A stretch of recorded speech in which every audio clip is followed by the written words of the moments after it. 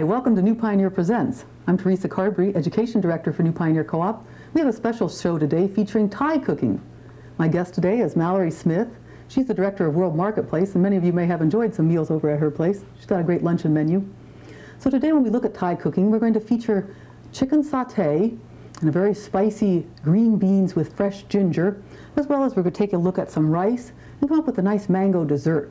So it's a pretty ambitious menu. We'll be trying to give you the ingredients as we go along, as well as sort of taking a look at the opening of some of the ingredients that give Thai its characteristic flavorings. So let's take a look over here now. Probably many of you have seen or heard of lemongrass. Lemongrass was a popular tea long ago. And when you prepare the lemongrass, first remove the sort of whiskery and dry outer shell, sort of the chafy part. And then you take it, oh, it smells good already. Then you take it and crush it, pounding it with the flat side of a knife, like this, and then mince it. So Mallory's working on that to prepare the lemongrass for the marinade for the chicken sauté. The marinade will help add the flavors that are characteristic of Thai, featuring, as you may well be aware, the fire of chili peppers mixed with the citrusy, pleasing citrus flavors of the lemongrass, lime, and lemon, and also curry, kind of an influence of the Indian culture. So when people talk about, well, what is Thai cooking really like? I might say, well, it has some elements of Indian cooking and some elements of Chinese. So when we look on the Indian side, we see the curry. Although Thai is not quite as deep and complex as Indian cooking, it would be more sort of light, clear notes, blended together in sort of a harmonious and balanced kind of a dish, much as the Thai culture. So here's some curry. Here's our fresh ginger, which will be a key ingredient. Mallory's going to help me. Other flavors, very characteristic of Thai cooking, is cilantro, of course. We have the cilantro in so many dishes. Another great way to have cilantro. It would be unfair to move on from Thai cooking basic ingredients without discussing fish sauce. Okay, a fish sauce, depending on the brand, may be more or less strong, and persons tasting it or smelling it just plain in the bottle may not really be sure they like it. But I assure you, it's an essential element and adds certain critical notes in Thai cooking, and when combined with the other ingredients comes out quite pleasing actually, although the anchovy flavor may put some people off at the very beginning or when smelled just plain. Another item that we'll be featuring in our menu today is tamarind sauce. It's hard to exactly describe how a tamarind tastes. It might somewhat resemble a dried apricot. It occurs in pods, sort of like honey locust pods, and the pulpy flesh surrounding the seeds in the pod helps give sort of a quenching and sort of slightly sour quality. So we'll be including the tamarind sauce in some of our recipes today. So like I said, we've got a lot of cooking going on, and I'm going to now tell you the ingredients that we will marinate the chicken stripes. We have chicken strips of chicken breast. We'll be marinating them in a spicy kind of a sauce. I'll read you those ingredients now, and Mallory will be assembling it, and we'll get our chicken into soak. Okay, so we've got a pound of chicken, 3 tablespoons of oil, 1 stalk of fresh lemongrass. Now if you wish, you can combine the ingredients for the marinade in a blender. That will give it a very fine divide. Or if it's easier for you or more convenient, simply chop it well. I've done it both ways, and they both are fine. So we're working on the lemongrass. We also will have 3 cloves of garlic crushed, a half a teaspoon of seeded and finely chopped red chili peppers, a tablespoon of curry powder, a teaspoon of sugar or honey, and 1/2 to 1 teaspoon fish sauce. Now, if you're simply not able to locate fish sauce, you don't have it in your cupboard, or you really don't like it at all, you can substitute a 1/4 teaspoon salt. You'll need skewers for your sauté.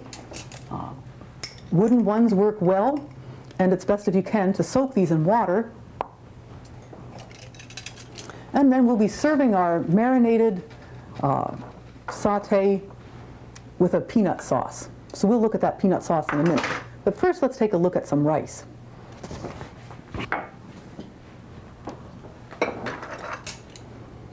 Rice is very important. Half of the world lives on rice. And in Thailand, they have excellent crop. The jasmine rice here is actually an export from Thailand, sort of a long grain white rice with a wonderful fragrance and aroma that comes up when you cook it. It's fairly delicate, a light flavored rice. And that will be the base that will serve our sauté on the base of this rice. An interesting rice that people may not be as familiar with is kind of a dessert rice, sweet rice, or sticky rice. And Mallory has a special way of preparing these rices. Mallory, tell us what you got going on here with your rices. Well, here we have the sticky rice. It's soaked ahead of time overnight, and then you rinse it off. This is a special steamer for the sticky rice that you can get that's available in local Oriental food stores. The water's on the bottom, and then there's a basket. And it's actually, the rice is steaming in this basket. You cover it with a tea towel. It steams for about 40 to 45 minutes. And that's the sweet rice. And it really does get done. It really does get done. Doesn't seem like it, but it does. And this is a jasmine rice that we've made up ahead of time. It's beautiful. Let's take a look. Made so that each grain is separate. It's a beautiful rice, and it's a shame that the people at home can't smell it, because that's the wonderful thing about jasmine rice. And white rice is the preferred rice in Thai cooking. Certainly. Okay, good. Well, when we've seasoned our chicken strips here with this fiery, lively mix of ingredients, then we'll allow that to sit 2 hours, okay, to allow the flavors to soak into the chicken. Then we'll thread them on the sticks thinly, and we'll be grilling them on our little grill. Here, would you like to send it my way now? Oh, certainly. And then we'll serve it with a sauce, okay? And the sauce has quite a lot of ingredients too. So let's take a look at some of the flavors in our peanut sauce that we'll serve with the chicken sauté.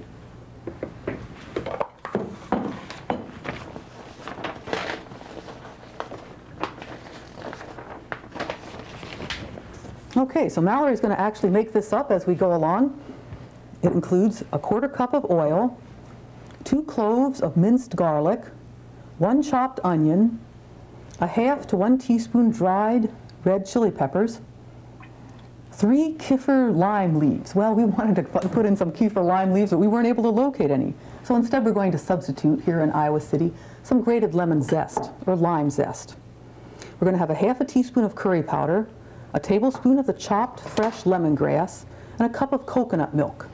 There'll also be 1/2 cup of regular cow's milk, a 2-inch cinnamon stick, 3 bay leaves, 2 teaspoons of the tamarind paste, 1 to 3 tablespoons of fish sauce, 3 tablespoons of dark brown sugar, 3 tablespoons of lemon juice, and 1 cup of chunky peanut butter. So that sounds like a pretty exciting mix. It has the richness of the peanut butter, the tang of the lemon, a little bit of sweetness of the sugar, as well as the seasonings, bright seasonings of the fish sauce, the tamarind paste, the seasonings, the lemongrass. But one of the ingredients that I didn't really talk about and deserves mention is that of the coconut milk. Okay, there's a lot of ways you can help temper or mellow the chili, and one of them is by including some coconut milk. So if we were to imagine that we're going to open this can and have some coconut milk, you might think it would just pour out as a liquid. That's not really how it works. The coconut milk will be kind of separated out into big chunks, and you'll need to stir it to get it to work out. You might also have the misconception that the liquid contained within a coconut is the coconut milk. That might be more fairly described as the coconut water. The kind of ingredients we're working with here, one would take the coconut meat itself and then grate it or blend it and then wring it out. So it's actually quite a rich and creamy kind of a milk, and adds a very distinctive, mellow, rich note. We'll be using that to season our dessert, which will be the sticky rice with mangoes. Can you pass the ingredients over here? Okay, so you need some. And the chili peppers. Okay. And the lime. And the lemongrass. And lemongrass. This lemongrass is started. All right. Now, if that seemed like a lot of ingredients, and like kind of a lot of work, I could reassure you that many good peanut sauces are available on the market. We have one at the co-op, which is quite satisfactory, but we want to do it from scratch just to see how it really was. We like it pretty well. So this is once again a sauce to be served to accompany the chicken sauté. Could it be used with other meats as well, Theresa? Yeah, I suppose so. And it might be good just on rice, if you were on the jasmine rice. It's quite rich and good. What about if you have vegetarians coming to eat? What would you suggest? Well, That's a good question. Certainly it's courteous, if you can, to offer a vegetarian option, since in many cases there'll be vegetarians in your group. They'll probably be wondering what's for dinner. We did some experimentation and found that we could take the wheat gluten product called seitan. You may have seen this in the markets and not known what it was, S-E-I-T-O-N. When it's flavored with some onions, onion powder, and a little bit of garlic and soy sauce, it's sort of a chunky gluten-like product that can be sliced, marinated in the same way that we did the chicken, and then that will turn out to be pretty good on skewers and can track right along parallel to the chicken. So if you're curious about seitan, we might have a show that discusses nothing but seitan. It has sort of a hearty meat-like flavor and lends itself well to picking up the sauces it's served in. Okay. So now I'm going to work on threading up some of our sauté. Well, here I have all the stronger flavored ingredients cooking in the oil. So we only cook it briefly for 2 or 3 minutes. The onion is going to soften up a little bit, but more importantly, the flavors are going to blend. The hot oil is a good carrier for all these flavors. So I have the curry in there, the chili powder, the lime zest, everything that's going to be jumping out later and giving it that traditional Thai taste. Next we'll be putting in the coconut milk.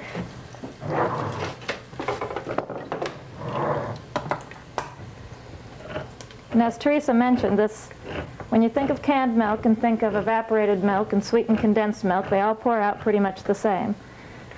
This, on the other hand, you don't want to think that it's spoiled when you open it. At the top you have what is pretty much like grated coconut. But as you get further in, the liquid pours out. Coconut is made by pouring hot water over grated coconut. Good, thanks. Do we have a cup of milk as well? Yes, let me get that for you. The coconut milk, the bay leaves, the cinnamon stick will go in.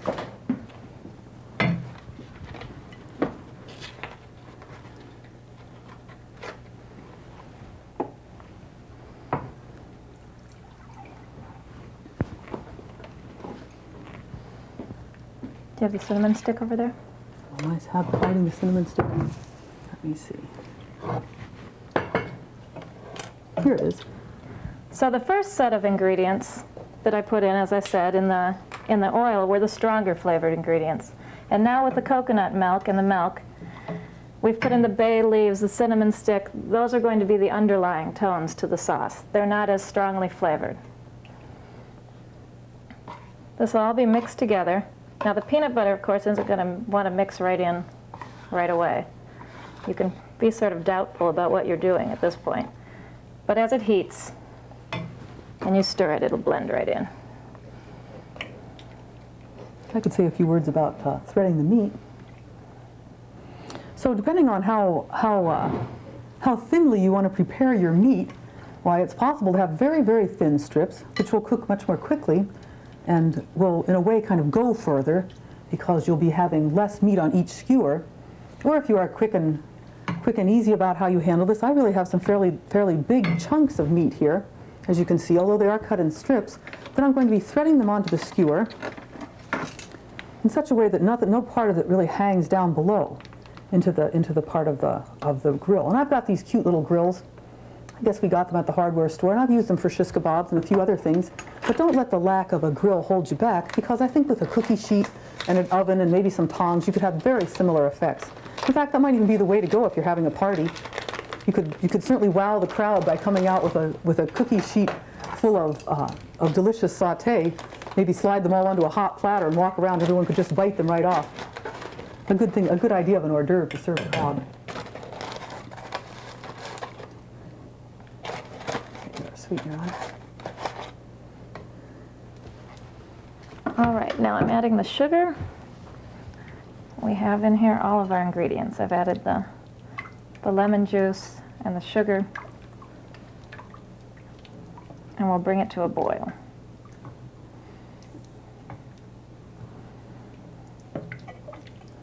I guess it's helpful to remember that when you're preparing a dinner that's kind of special, it takes a little longer. So relax and play the radio, and remember that the finest ingredients and care and preparation will give you the best results always.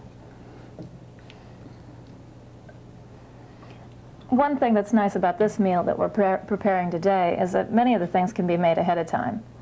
The skewers can be made up and kept in the refrigerator. The peanut sauce can be made a day ahead of time. It will keep well and then be reheated right before serving.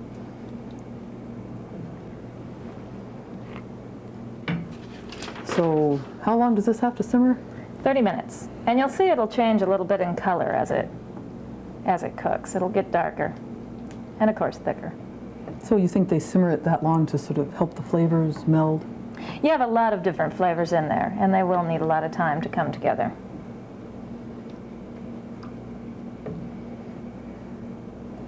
Okay, so we're kind of getting our main course in hand here. We have our rice, which we've already prepared. Our meat course is prepared here, getting pretty close to having some on skewer. Mallory will put the sauce on to simmer. The next thing we'll make will be the green beans with fresh ginger. I might say a word about working with this sauce. This sauce contains curry powder, and of course curry is not a single spice but a combination, and in this combination of curry they featured turmeric. So just a word to the wise, when you're working with turmeric, be aware that that bright yellow color may be found quite a few places. It might actually mark the bowl in which it is marinated. It might mark your fingers, and will definitely mark your countertops or anything else it falls on. So use some caution when you're working with this curries that feature the bright turmeric color.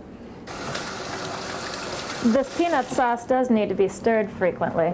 With the sugar in there, as well as the coconut milk, it will have a tendency to stick and even to scorch if you don't pay attention to it. So the coconut milk is kind of sweet. A little bit, yeah. Just the natural sweetness of the coconut.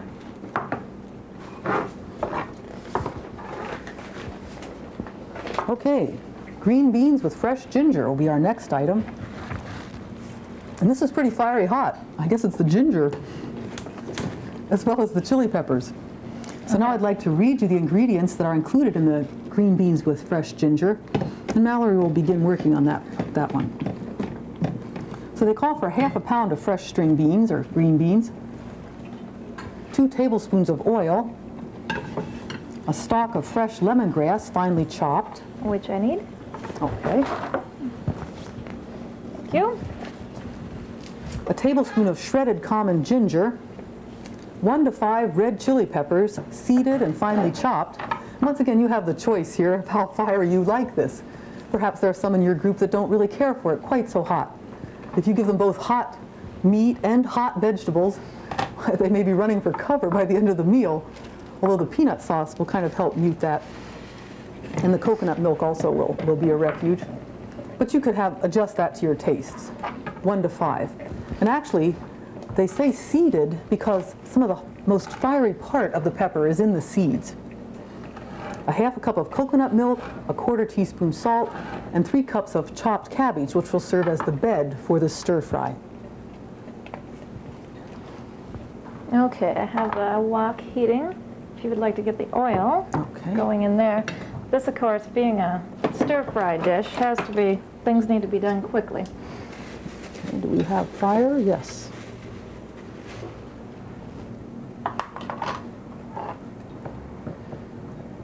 What do you think? Is that 2 tablespoons? Mallory hates that to measure. looks good to me. Okay. And we need a utensil for this, I guess, huh?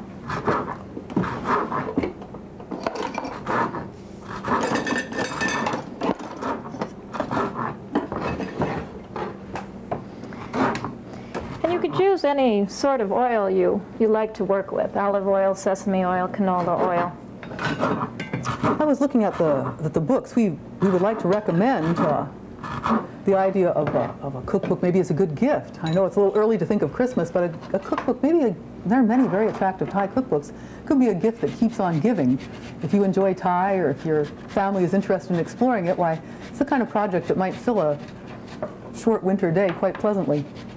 And then in the books that I was looking at, good pictures as well of many of the Thai ingredients, I noticed they discussed oil. And I would have assumed, sort of given my background, that sesame would be the featured oil. But actually, the books referred you to use a light flavored oil, and that the oil was not really a strong flavoring agent. So in this case, the olive is good. One could use canola. An oil that doesn't have a really pronounced flavor of its own. Okay, again, what we're going to do is heat the oil and put our flavoring ingredients in there. In this case, once again, the lemongrass and the grated fresh ginger. And I've peeled the ginger before I grated it. Teresa tells me we can do otherwise if we like. Depending on how quick you are, how much of a hurry. Shall I stir? Please. So again, we're just going to heat and stir that enough to distribute the flavor of the lemongrass and the ginger throughout the oil. In this stir fry, we'll be adding the vegetables and cooking them, but then they will have a coconut milk put on top of them, and we'll actually sort of stew in the coconut milk.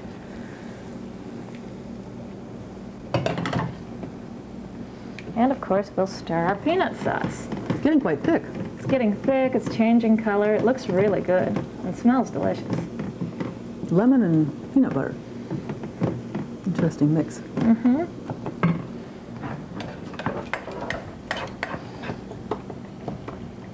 Is that starting to bubble? Starting to look ready for the green beans? Well, where do the chilies go in? Toss them in now.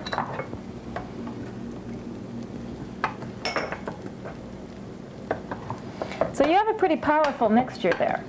The lemongrass is fairly mild, but the ginger and the chili peppers are pretty strong. Are we ready for the green beans? Do you think? Okay. Okay, so I've got our fire where we want it. Yep. So the idea of stir fry is to toss it quickly and coat each surface with oil. And if you are frightened, if you see, gee, it looks like a little hair in there, you know that's probably the ginger. Okay. Be adding the coconut milk. Okay. Because there's very little water in this, the coconut milk is again mostly coconut, the green beans will be keeping their crisp texture. And then just a sprinkle of salt. Okay, so have we got all our ingredients in here? We certainly do. We have the oil, the lemongrass, the ginger, the pepper, the coconut milk, I love the salt, smell and of of that course the coconut green milk. beans. Good. Okay, well, let's look at our dessert. We've got an ambitious menu, as you can tell. We'll let these heat some. That just heats a couple of minutes like that, just to sort of let the coconut milk penetrate the green beans. Okay, so our dessert today features the sticky rice with mango. So we're hoping our sticky rice is done. Oh, I'm sure it is. I'll turn that off.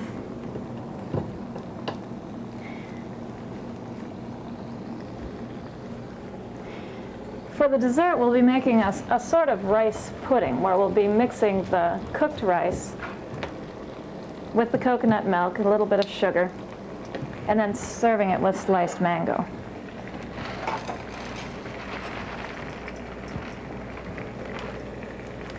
This recipe may very well have begun as a recipe for leftover rice, as most rice puddings are.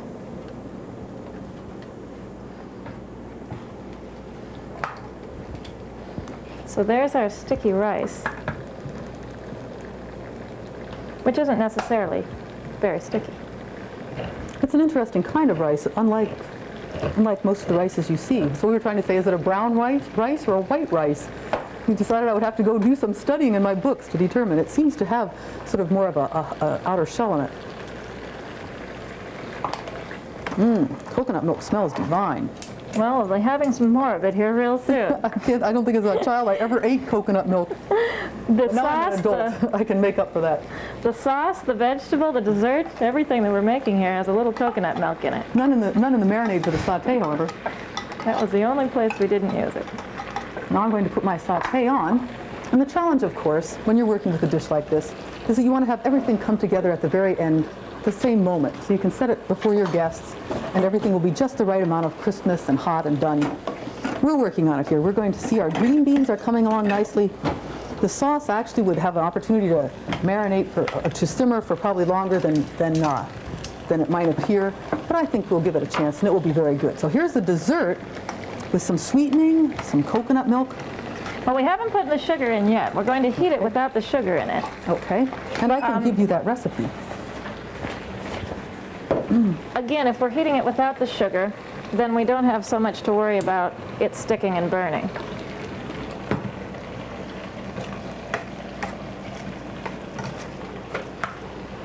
So that's simply the sweet rice that's been steamed and the canned coconut milk. A lot of times in desserts you'll find that the simpler recipes are really quite delicious, and especially if you have good fresh fruit. Okay, the recipe for the mango with sticky rice is as follows. 3 to 4 ripe mangoes, chilled, 3 cups cooked sticky rice, 1 cup coconut milk, 2 to 4 tablespoons sugar, and a 1/4 teaspoon salt. We'll cook it about 5 minutes like this with the coconut milk to get that flavor to penetrate the rice. And then we'll add the sugar and the salt and be able to taste it and see if it needs any more or any less. Okay, so I think our green beans are getting there, don't you think? I think so. I think they're ready to turn. Because you want them to still be very crisp. Yes. Although there isn't much that could stop them from being crisp. We don't have a lot of water in there or a tomato or something like that that could do that for us. So they're off. We'll hold off putting them onto the cabbage until right before we want to serve the dish. They'll be fine there. They'll be plenty warm. Okay. Meanwhile, I'll get the mango ready for our dessert. I've begun the preparation of the sauté, and of course I've got such generous chunks of chicken here. I think it might take longer than it has on other occasions. No, it looks like it's coming already. Of course, our challenge here is we want to make sure that the chicken is fully cooked, but we don't want it to get dried out and being there too long on the grill. So I've made a little tinfoil hat, and we'll give that a minute more. Well, I'm getting our mango sliced up. This is the one most exotic and luxurious ingredient I think that we're using. You can't always find good mangoes in Iowa, but when you can, it's really worth using them. They're such a treat. How would you describe the flavor? Oh, something like a nectarine, peach, somewhere in there. There's really pineapple? nothing quite like it. Mangoes are just absolutely delicious, and you can get dried mango, but the fresh mangoes, Always just best. wonderful. Well, of course, now it's available in some drinks as well, and it's getting to be a more common flavor in the U.S.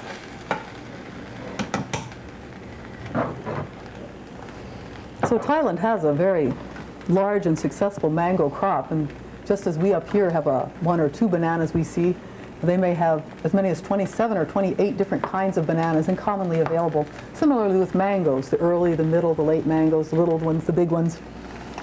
Those of us who have traveled south of the border have discovered how delicious mangoes can be. And Thailand, of course, being a similar kind of tropical habitat, grows great mangoes.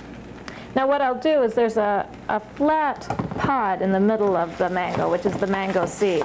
And what I generally do is just whittle away and get closer and closer, and when I hit it, then I know that I'm done slicing off slices of mango.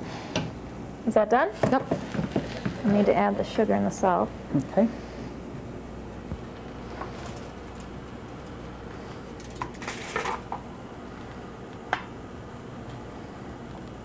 This is a delicious mango.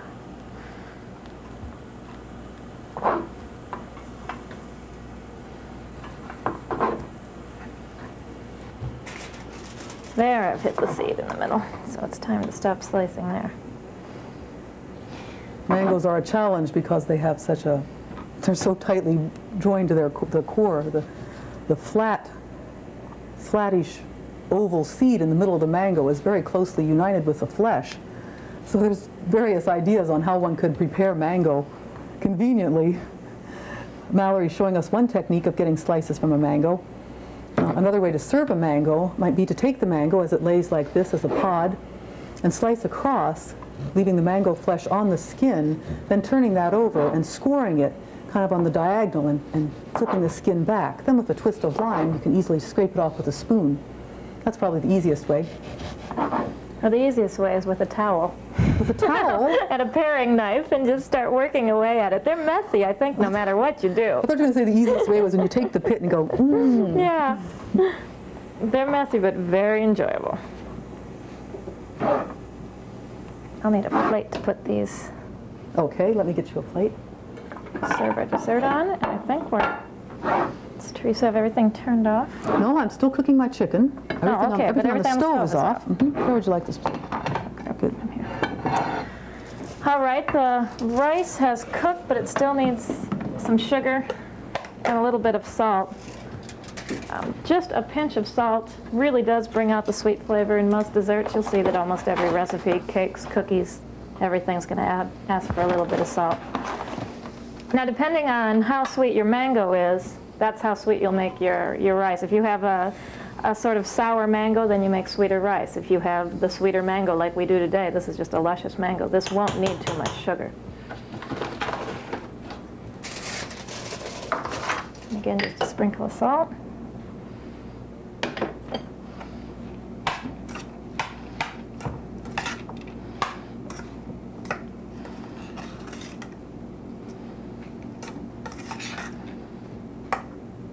And we'll serve that on the plate, and then put the mango slices around it.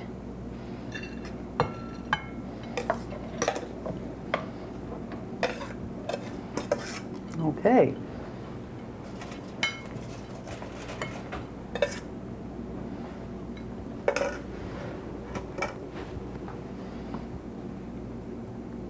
And it has a really nice presentation with the mango slices around the outside. Everybody will enjoy this because they won't normally treat themselves to mango. I suppose if you were really hard-pressed to find a mango, you might substitute a peach or nectarine or apricot.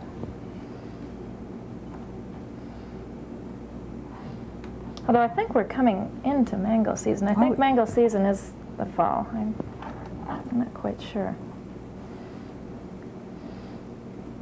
And you could garnish this with some mint leaves or some edible flowers. Good. Well, we're very close to having completed our meal. So please, we'll join you again in a minute and show you how this looks good on a plate. So join us again in a moment. So here we are with some of our delightful dishes from a spicy taste of Thailand.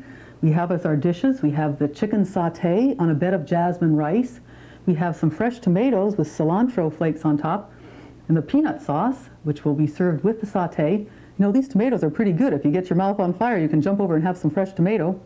Here we have our fresh ginger and green beans on a bed of cabbage. And here we have our dessert. This is sticky rice with mango. So I'd like to thank Mallory Smith from World Marketplace for joining me today for a spicy taste of Thailand. And here's our featured beer today is a Thai beer. We're all pretty curious to see how it is. I hear it goes well with this kind of cooking.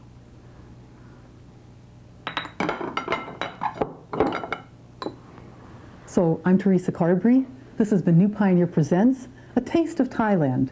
Thank you for joining me.